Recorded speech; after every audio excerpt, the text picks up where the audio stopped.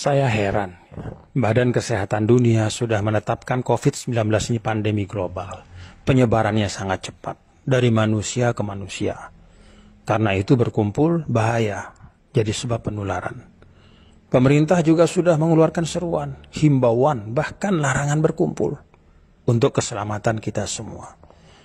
Para ulama dari lembaga-lembaga fatwa di seluruh dunia Islam, Arab Saudi, Mesir, Jordan, Malaysia, Maroko, Yaman, Emirat, Tunisia, Jazair, bahkan kita juga, Majelis Ulama Indonesia, sudah mengeluarkan fatwa. Lebih dari itu, para tokoh umat juga sudah bersuara, meminta untuk kita mentaati seruan pemerintah. Tapi sampai hari ini, masih banyak yang tidak mengindahkan dalil-dalil Al-Quran dan hadis yang disampaikan para ulama, mereka abaikan. Kita ini tidak boleh takut corona, takut itu kepada Allah. Urusan hidup mati itu takdir Allah. Pak, yang memerintahkan kita untuk menghindarkan mudarat itu Allah dan Rasulullah. Dalam Al-Baqarah 195, wala tulqu bi aidikum ila tahlukah. Jangan menjatuhkan dirimu ke dalam kebinasaan. Dalam An-Nisa 71, ya ayyuhalladzina amanu khudhu hidrakum. Wahai orang beriman, bersiaplah kalian. Jadi kalau bertempur itu ambil senjata, pakai pelindung. Karena itu Nabi maju ke medan tempur itu pakai pedang, perisai, baju besi. Beliau pakai migfar, itu topi baja, untuk melindungi dari musuh. Apakah itu artinya Nabi kurang tawakal, takut kepada manusia, melebihi takut kepada Allah? Kan tidak. Saat hijrah, kalau kita lihat, Nabi juga perginya diam-diam, tengah malam, lewat jalan yang tidak biasa, supaya tidak ketahuan orang Quraisy, supaya nggak ketangkap. Apa itu artinya Nabi penakut? Pada saat penyakit menular, kata Nabi, firro minal majzum, firoroka minal asad.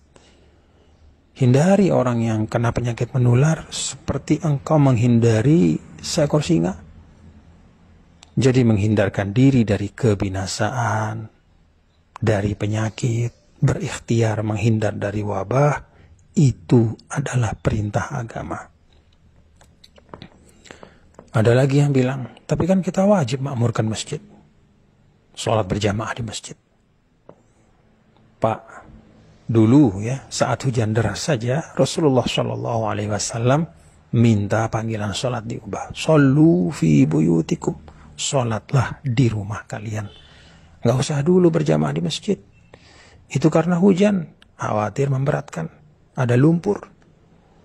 Apalagi ini wabah yang terbukti di seluruh dunia itu berpuluh-puluh ribu.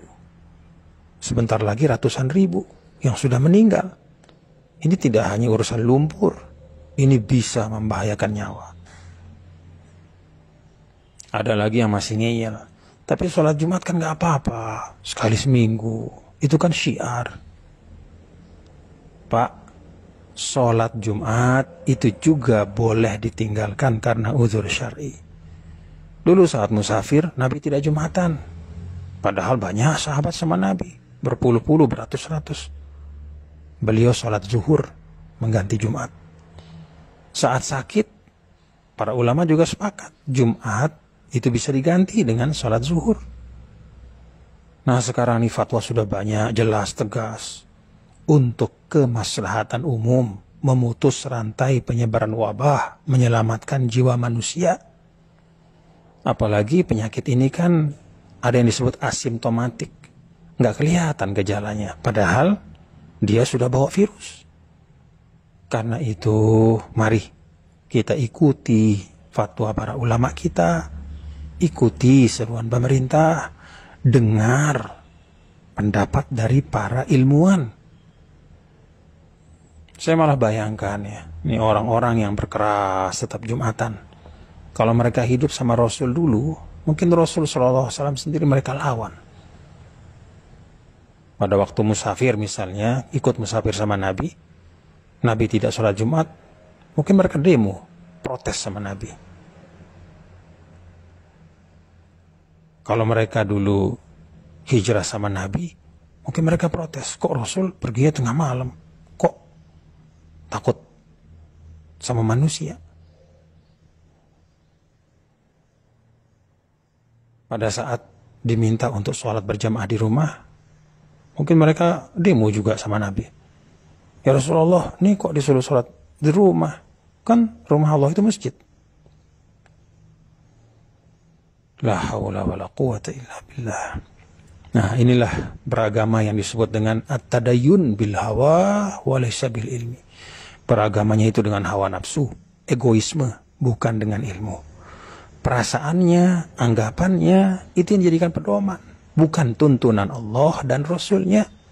Bukan arahan para ulama yang merupakan warasatul anbiya, penerus para nabi dan rasul. Saya jadi ingat ayat 103, 104 surah Al-Kahf. Qul hal nunabbi'ukum bil akhsarina a'mala alladzina dhalla sa'yuhum fil hayatid dunya wa hum yahsabuna annahum yuhsinuna sun'a. Katakanlah wahai Muhammad, apakah perlu kami beritahu orang-orang yang paling merugi? Itulah orang-orang yang sia-sia perbuatan mereka, padahal mereka menyangka mereka sudah berbuat yang sebaik-baiknya. Kata Imam Tabari, mereka adalah kullu amilin amalan yahsabuhu fihi musiban wa annahu lillahi bifi'lihi dzalika muti'un murdi wa huwa bifi'lihi dzalika lillahi muskhit wa an tariqi ahli al-iman bihi jair. Orang yang beramal dengan amal yang mereka sangka tepat dan dengan itu menjadi orang yang taat dan mendapat ridha Allah. Padahal pekerjaannya membuat Allah murka dan jauh dari jalan orang beriman. Mari kita taati fatwa para ulama kita, ikuti seruan pemerintah, simak kata para ilmuwan sebagai ikhtiar. Semoga wabah ini segera berlalu dari tengah-tengah kita.